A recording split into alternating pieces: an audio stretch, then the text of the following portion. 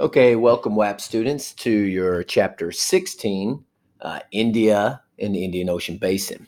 All right, we're going to be talking about post-classical India here and essentially what happens following the fall of the Gupta dynasty. All right, so let's talk just briefly about King Harsha, who gives this temporary restoration of unified rule in northern India.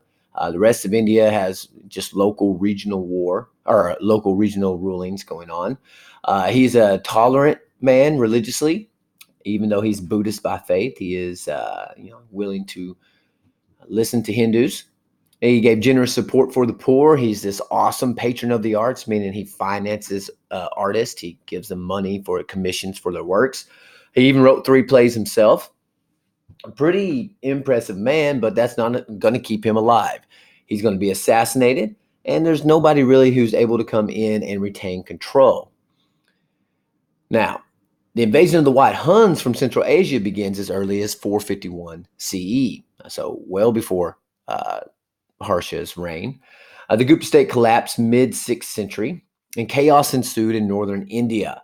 What you saw was a lot of local power struggles, with nobody really able to take the power unto themselves. You then saw the invasion of Turkish nomads. However, this is an invasion where the invaders would end up getting absorbed into Indian society. So they would not come in and force Indians to their culture and their beliefs. They would instead turn to Indian society. It's also the big gist of what's going on in this time period is the introduction of Islam to northern India. The Arabs had conquered an area of northwest India called the Sind by 711, and it stood at the fringe of the Islamic world. The Islamic world under the Abbasids is butting up against India, and now it's going to actually go into India. You have a very heterodoxal population, meaning it's diverse, a lot of different ethnic groups, religions, and languages.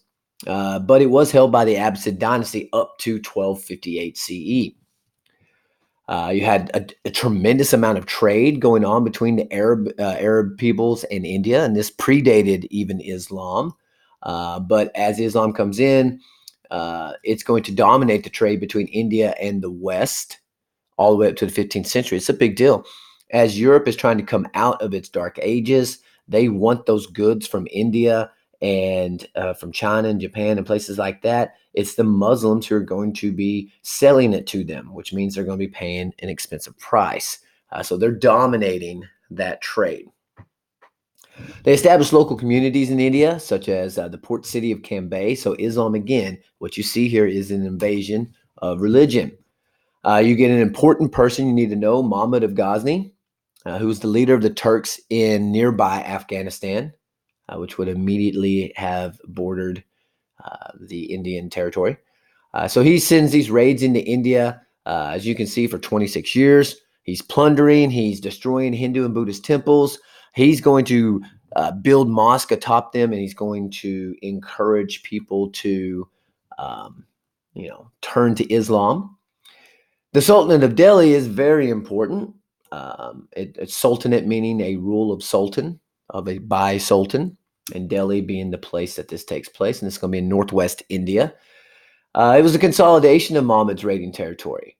He ruled northern India from 1206 it ruled northern India from 1206, which is the same time Genghis Khan is unifying the Mongols in Central Asia, all the way up to 1526. But it had a weak administrative structure, and it really, really had to rely on cooperation of all these Hindu kings to the south and east of them.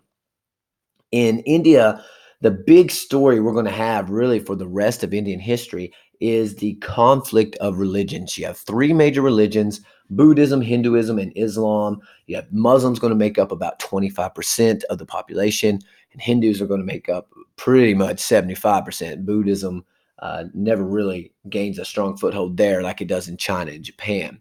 So the Sultan of Delhi, at least for a long time, has to have the cooperation of the Hindu kings. 19 out of 35 sultans are assassinated over the course of this. So it's a very dangerous affair to be the sultan. Now, the Hindu kingdoms are here in the southern parts of India. You had the Kola Kingdom. As you can see, it had a fairly long reign. They're a maritime power, but they're not highly centralized. You're going to see a lot of decentralized power in India. Also, you had the Kingdom of Vijayanagar, who was founded in mid 1300s and lasted for a couple hundred years. They were in the northern Deccan Plateau area, so that's the southern part of India. And originally, they were supported by the Sultanate of Delhi because they had converted to Islam.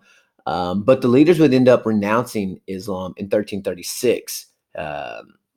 And so, what you actually had was a couple of administrators leave from Delhi to go down there. And then, when they got down there, amongst all the Hindus, they convert and they renounce Islam and they form this kingdom of Vijayanagar. They did, however, maintain good relations with the Sultanate even through all of this.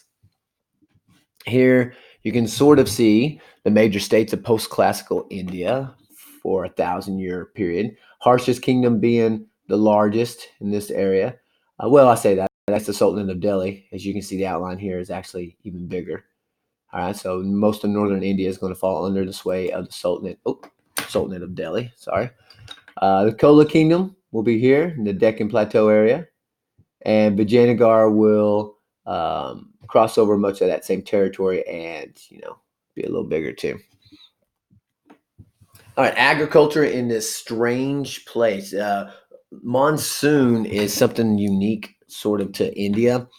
In the spring and summer, they get a lot of rains and the wind comes from the southwest. But in the fall and the winter, that's their dry season and the winds come from the northeast.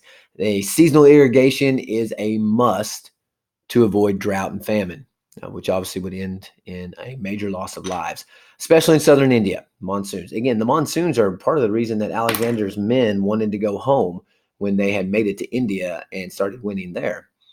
You get massive construction of reservoirs and canals, tunnels, anything that they can keep irrigation going.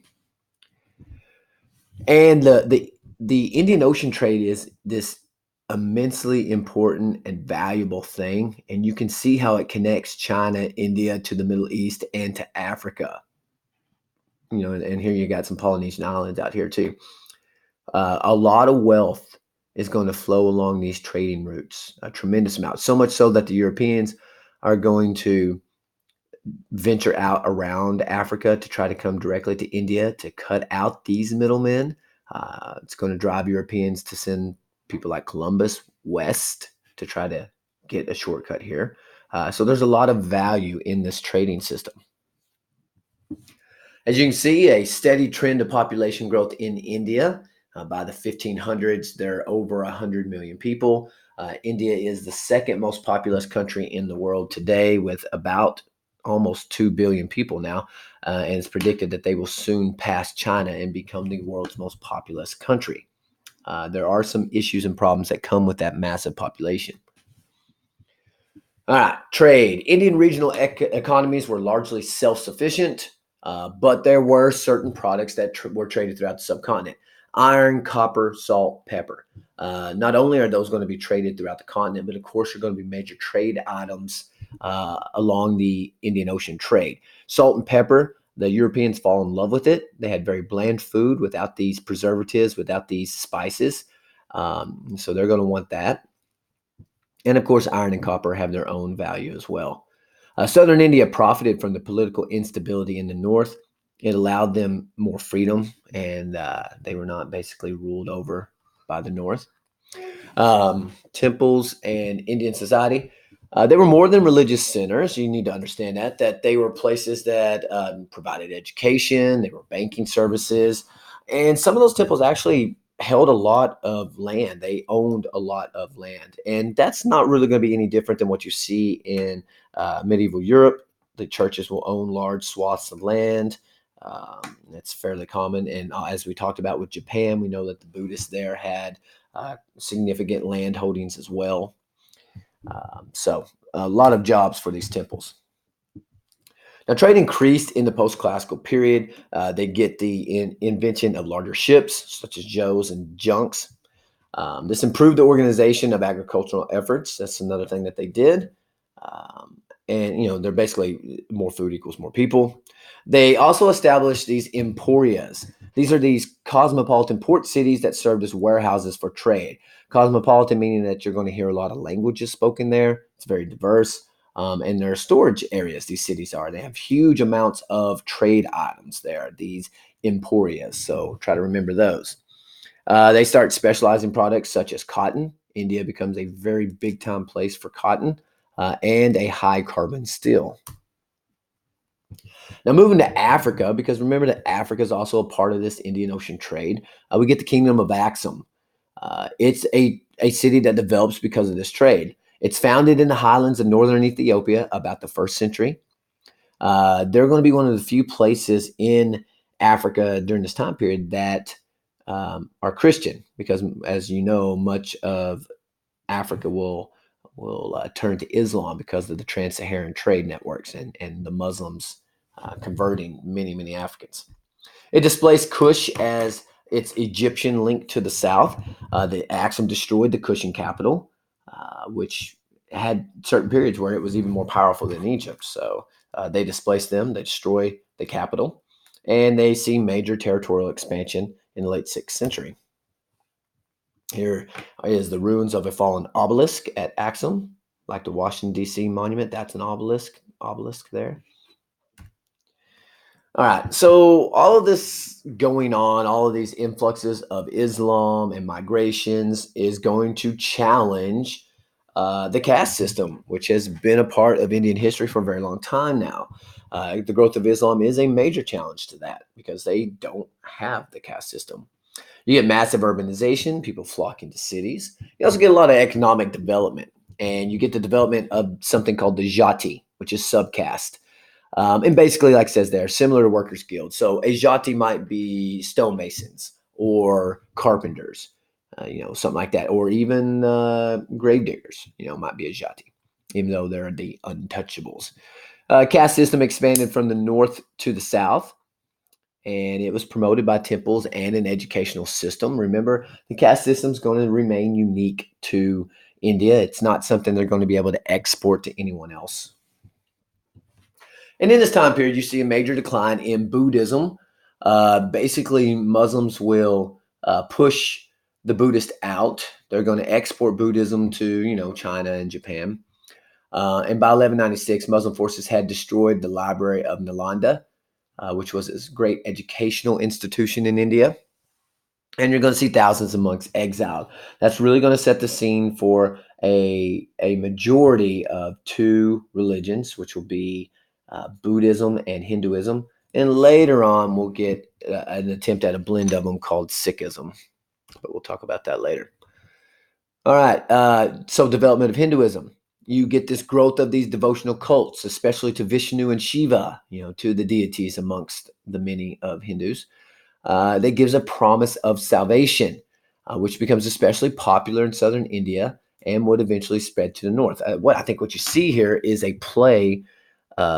You have Islam influencing Hinduism to some degree. You get a couple of philosophers, Indian philosophers in this time period. Shankara, who was a Brahmin philosopher, Brahmin meaning that he was a priest, a Hindu priest, philosopher in the 9th century. He's a devotee of Shiva in particular, but he blends Hindu writings with the Greek philosopher Plato, so Platonic form. And that's all about logical analysis. He prefers it to emotional devotion. He says, no, it makes sense to have these deities, that these gods exist, and he's going to try to convince you through logic rather than this, appealing to your emotions. Ramanuju was also a Brahmin philosopher, but a couple hundred years later, he would actually challenge Shankara's emphasis on logic, and he lays this philosophical foundations of contemporary Hinduism. So modern Hinduism is really going to be influenced dramatically by him. So these are two major Indian philosophers. 25 million converts to Islam by 1500, which again equates to about a quarter of the total population. And there's some attractions with Islam because there's room for social advancement where you don't have that for lower caste Hindus. They're people who are going to have to die and hopefully be reborn into a better situation. Whereas with Islam, they don't have that. The same as Christianity. It's a little bit more based off of merit and things. However, social advancement for lower caste Hindus was rarely achieved. Sometimes whole caste or jatis would convert, but social status would remain consistent. It was just too ingrained in Indians. This caste system was just been around for too long. Here we see our Sufis, which are, of course, the most successful Muslim missionaries. Personal, emotional, and devotional approaches to Islam. They, again, the most important missionaries to India. And again, just like in Africa and other places, they're a lot more flexible regarding local customs. They're going to be more likely to blend some of those Hindu, um, aspects to it. Right, the Bhakti movement. This is pretty cool. Attempted to bring Hinduism and Islam closer together because you have bloodshed and violence because of these religions. It's a 12th century Southern Hindu movement, which spread north towards the Muslim-controlled areas under the Guru. It's kind of like a holy man or an educated man under the Guru Kabir. And he taught that Shiva, Vishnu, and Allah were all just manifestations of one deity. So, a move towards monotheism where you have just several faces of the same God. However, it was largely unsuccessful, but it was an attempt to synthesize these religions. I think that would be more successful later on with the Sikh movement. All right, Indian influence in Southeast Asia. It dates all the way back to 500 BCE, so it's not just China influencing those areas. There's evidence of Indian ideas and traditions, such as kingship, and religions of Hinduism and Buddhism spread to those areas. Indian literature is also found there. However, again, one thing that the Indians will not export is the caste system. That's just not something that's going to develop really anywhere else. A couple of early states in Southeast Asia. Now we're out of India for this. These are separate areas. The Funan along the lower Mekong River exist. It's going to exist really because of trade. Trade's going to make it important. The kingdom of Srivijaya, maybe, centered in Sumatra. It lasts for, roughly 400 years almost. And then the kingdom of Angkor, which is located in Cambodia, which is kind of south of China and beside Vietnam. It has this magnificent religious city complex. It's really cool. We need to look at a picture of Angkor Wat. It's a neat place. Okay. Here we go. Some maps. So here's Funan.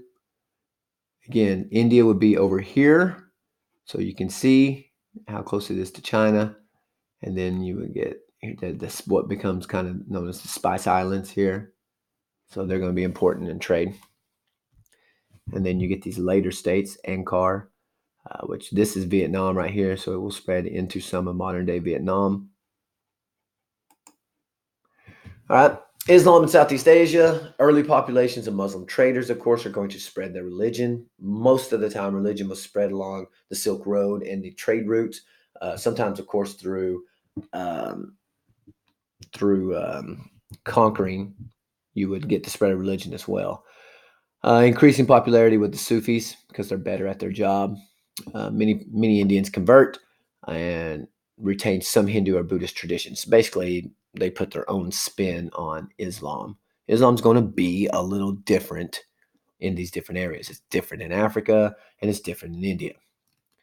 You get the state of Malacca, founded in the 14th century by the rebellious Prince of Sumatra, and it dominated maritime trade routes.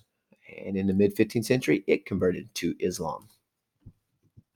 Okay, guys, that's it. The big picture you need to see here is the lack of a centralizing body in India in this time period.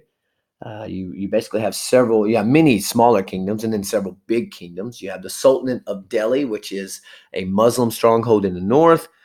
You'll get the Kola Kingdom and Vijayanagar and some of those in the south. But really the issue here is decentralization of the politics. Religiously speaking, you see the bashing or the butting of heads of Islam and Hinduism. You also see basically the exile of Buddhism. And that's really your main points for this section. Thanks for listening.